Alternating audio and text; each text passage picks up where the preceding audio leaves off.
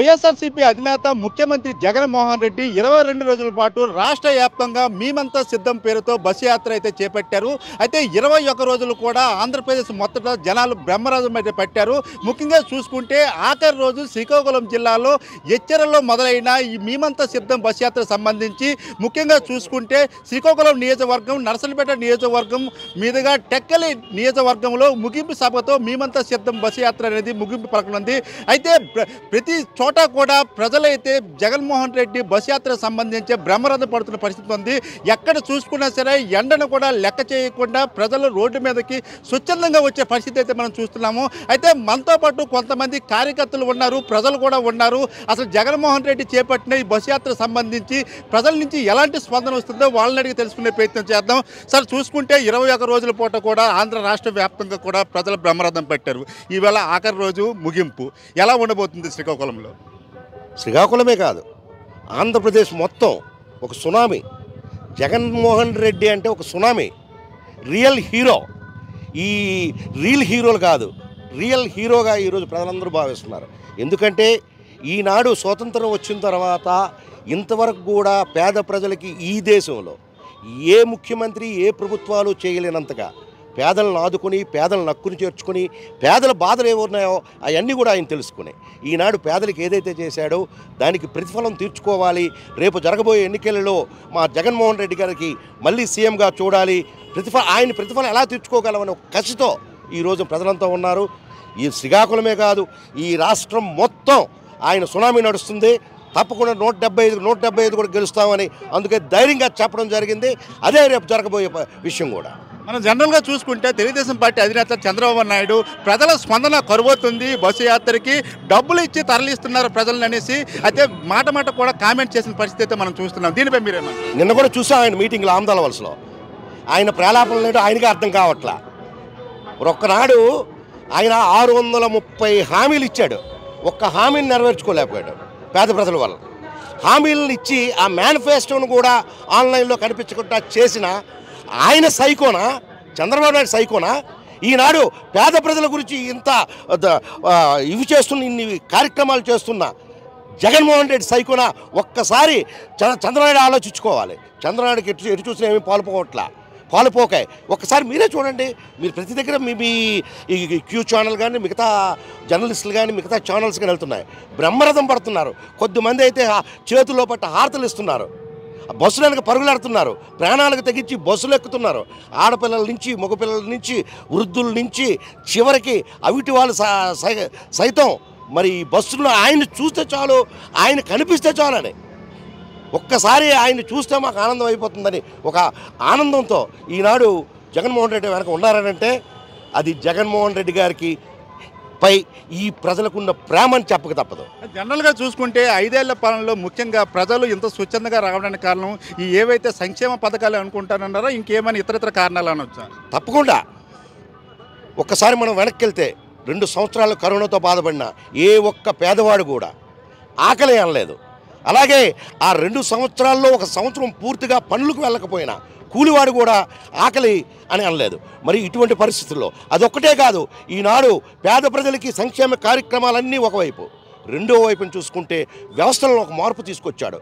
ఒక్కసారి మన విద్యా వ్యవస్థను చూసుకుంటే ఈనాటి వరకు విద్యను కొనుక్కునే పరిస్థితి ఉంటే ఈనాడు జగన్మోహన్ రెడ్డి గారి ప్రభుత్వంలో 10 అడుగులు ముందుకేసి నాడు నేడు ద్వారా నాణ్యమైన విద్య, కార్పొరేట్ స్టైల్లో నాణ్యమైన విద్య ప్రభుత్వ స్కూల్లో ఇవ్వటం, 2 పేదవాడికి ఉచితంగా వైద్యం అందించటం, ఇది కూడా 5 లక్షల నుంచి 25 లక్షల రూపాయల వరకు ఈ ఆరోగ్యశ్రీని పెంచి మీకు పేదవాడికి ఆరోగ్యం బాగోలేకపోతే ఈ జగన్మోహన్ రెడ్డి ఉన్నాడని ఒక భరోసా కల్పించి, ఇంతకు మునుపు పేదవాడికి ఆరోగ్యం బాగోలేకపోతే ఎలా అని చెప్పి ఆయన కృషించి అలాగే మంచం పెట్టేవాడు. కానీ నేడు నాకు ఆరోగ్యం బాగలేకపోయినా పర్వాలేదు, నా జగన్మోహన్ రెడ్డి ఉన్నాడు, నా జగన్మోహన్ రెడ్డి ప్రభుత్వం ఉంది, నేను ఏ వైద్యశాలకైనా వెళ్ళి నేను చక్కగా వైద్యం చేయించుకొని మళ్ళీ ఇంటికి రాగలననే ఒక సంతృప్తి, ఒక ధైర్యం పేదవాళ్ళలో నింపారంటే అది ఒక జగన్మోహన్ రెడ్డి సాధ్యం.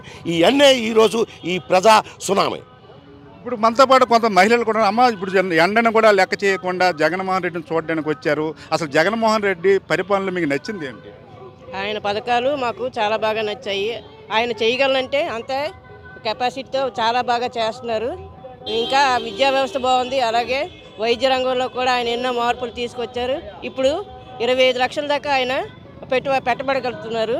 దీనివల్ల ప్రజలంతాను ఆరోగ్యంగా ఉన్నారు. పిల్లలు కూడాను ఇంగ్లీష్ మీడియంలో బాగా చదువుతున్నారు. కాబట్టి ఆయన పథకాలకి మేము ఇది పడిపోయి నెక్స్ట్ రాజశేఖర రెడ్డి గారి నుంచి మేము ఇదే పార్టీలో ఉంటున్నాము. ఆయన సంక్షేమ పథకాలు మమ్మల్ని ఎంత ఆకర్షించాయి కాబట్టి ఆయన వెనక మేము తిరుగుతున్నాం. ఆయనే మళ్ళీ రావాలని మేము కోరుకుంటున్నాం. జై జగన్. అమ్మా చెప్పండి, ఏదైతే మేమంతా సిద్ధం జగన్మోహన్ రెడ్డి ముగింపు పలుకుతుంది. మీ శ్రీకాకుళం జిల్లా వచ్చింది, మీరు జగన్మోహన్ రెడ్డిని చూడడానికే వచ్చారా? మేము జగన్మోహన్ రెడ్డి చూడడానికే వచ్చాం సార్. జగన్మోహన్ రెడ్డి చేసిన అమ్మఒడి, రైతు భరోసా, 45 సంవత్సరాలకి 18,000 అన్నీ బాగానే చూస్తున్నాడు. కానీ అతను ఇది కూడా క్యాన్వీజ్ కూడా ఒకటే మాట అంటున్నారు, మీ ఇంట్లో మంచి జరిగితే, మీ ఇంట్లో ఏదైనా మంచి జరిగితే ఆ ఓటు నమ్మకం ఉంటే ఓటు వేయండి అనేసి అతను ఒకటే ప్రసారం చేస్తాడు. కానీ నీళ్ళకి గొడ్డలిప్పి కొడతాము, బట్టలు ఇప్పి కొడతాము, ఎంటబెట్టి కొడతాము అని ఒక్క మాట కూడా అనడం లేదు. అతను ఒకటే ప్రసారం, మాకు మీ ఇంట్లో మంచి జరిగితే మాకు ఓటేయండి అక్కలారా, చెల్లెళ్ళారా, బావల్లారా అని చెప్తున్నారు. అంతే.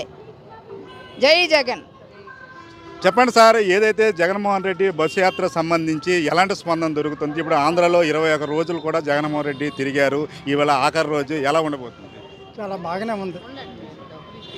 ఆంధ్రప్రదేశ్ ముఖ్యమంత్రి వైఎస్ జగన్మోహన్ రెడ్డి గారు సంస్కారంతో, సమానత్వంతో, సామాజిక న్యాయంతో, సంస్కరణలవాదిగా, సంక్షేమ సారథిగా, సంక్షోభంలో ఉన్న మన ఆంధ్రప్రదేశ్ను సంక్షేమం వైపు నడిపించడంలో అఖండమైన కృషి చేసిన కృషివల్లిగా యావత్ ఆంధ్రప్రదేశ్ ప్రజలు నిగూఢగుప్తంగా కామ్గా ఉన్నారు.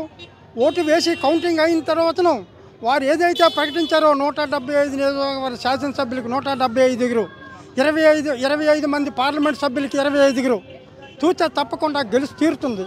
దానిలో ఏం అభ్యంతరం లేదు, ఇది కూడా లేదు. మన ఏదైతే కూటమిగా వస్తున్నారు, ఇప్పుడు 3 పార్టీలు కలిపి వస్తుంది, జగన్మోహన్ రెడ్డిని ఢీ కొడతాం అంటున్నారు, ఇది జరుగుతుందా? అది ఒట్టి కలగా మారిపోయి కూటమి పూటకొక మాట. కూటమి తాలూకా విధి విధానాలు 2014లో రెండు బీజేపీ శాసనసభ సభ్యులకి మంత్రులుగా ఇచ్చారు, వాళ్ళతో రిజైన్ చేయించారు. మన జాతీయ పౌర విమానయాన శాఖ మంత్రిగా ఇచ్చారు అశోక్ గజపతిరాజుకి, వారిని కూడా రిజైన్ చేశారు. అది కూటమిలో ఉన్న వాళ్ళనే. ఈ కూటమి లేదు, వాళ్ళు లేదు, ఎవరు లేదు. కాంగ్రెస్, బీజేపీ, కాంగ్రెస్ అకారణంగా అశాస్త్రీయంగా విభజన చేసిందని మన ముఖ్యమంత్రి గారు ఇప్పటికీ కూడా మన ప్రధానమంత్రి గారికి, అయ్యా శాస్త్రీయంగా విభజన చేయలేదు, మాకు కావలసినటువంటివి ఆంధ్రప్రదేశ్కి ఇవ్వలేదు, మీరు ఇచ్చిన వరకే మేము అడుగుతూనే ఉంటామని వారితో పాటు హానరబుల్ మినిస్టీరియల్స్ అందరినీ ప్రాధాన్యపడుతున్నారు. అదేవిధంగా శాసనసభ్యులు, వారి అధ్యక్షులు, శాసన మండలి కౌన్సిల్స్, వారి చైర్మన్ గారు, పార్లమెంట్ సభ్యులు, విజయసాయి రెడ్డి గారు, రాజ్యసభ సభ్యులు, ప్రముఖ న్యాయ నిపుణులు. సార్ చెప్పండి, ఎలా ఉండబోతుంది ఏదైతే మేమంతా సిద్ధం బస్సు యాత్ర సంబంధించి? ఈ 22-23 రోజుల నుంచి ఇప్పుడు జరుగుతున్న ఈ బస్సు సిద్ధం బస్సు యాత్ర చాలా దిగ్విజయంగా జరుగుతుంది. యావత్ ప్రపంచం కూడా చూస్తుంది. ఈ సభకి వచ్చే జనం చూసి కూటమంతా బెంగళూరుకిపోయే పరిస్థితి ఉంది. అంతా స్వీప్ చేస్తాము. 175కి 175 ఏదైతే మా నాయకుడు జగన్మోహన్ రెడ్డి గారు దిశానిర్దేశం చేశారో దానికి అనుగుణంగా మేము అందరం ప్రయత్నం చేస్తున్నాము. 100% సక్సెస్ అవుతాం కూడా. ఏదైతే మనం చూసుకుంటే 22వ రోజు ఆఖరి రోజు మేమంతా సిద్ధం బస్ యాత్ర సంబంధించి అయితే ప్రజలైతే స్వచ్ఛందంగా వచ్చిన పరిస్థితి అయితే మనం చూస్తున్నాము. ఎండను సైతం లెక్క చేయకుండా ఏదైతే 5 ఏళ్ల పాలనలో జగన్మోహన్ రెడ్డి ప్రవేశపెట్టిన సంక్షేమం అభివృద్ధి ముఖ్యంగా ప్రజలకి కనెక్ట్ అయిందని, ఎవరు కూడా అదే ఉద్దేశంతో ప్రజలు కూడా తండోపతండాలుగా వస్తున్నారని, ఈ 21 రోజులు కూడా ఆంధ్రప్రదేశ్ మొత్తం కూడా ఈ ఏదైతే బస్ యాత్ర సంబంధించి విజయం సాధించిందో అదేవిధంగా ఆఖరి రోజు కూడా సూపర్ హిట్ అవుతుందని ఈ బస్ యాత్ర అయితే ప్రజలైతే భావిస్తున్నారు. ఏదైనప్పటికీ కూడా జగన్మోహన్ రెడ్డి ఏదైతే మోటివ్ ఉందో 175కి 175 స్థానాలు అనేది ఖచ్చితంగా సాధించి పెడతామని, ఎన్ని కూటములు వచ్చినా సరే జగన్ కొట్టే పరిస్థితి లేదని, మళ్ళీ వైఎస్ఆర్సీ ప్రభుత్వం వస్తుంది, పేదల ప్రభుత్వం వస్తుంది అనేసి మాత్రము ప్రజలైతే ఉద్ఘాటన చేస్తున్న పరిస్థితి.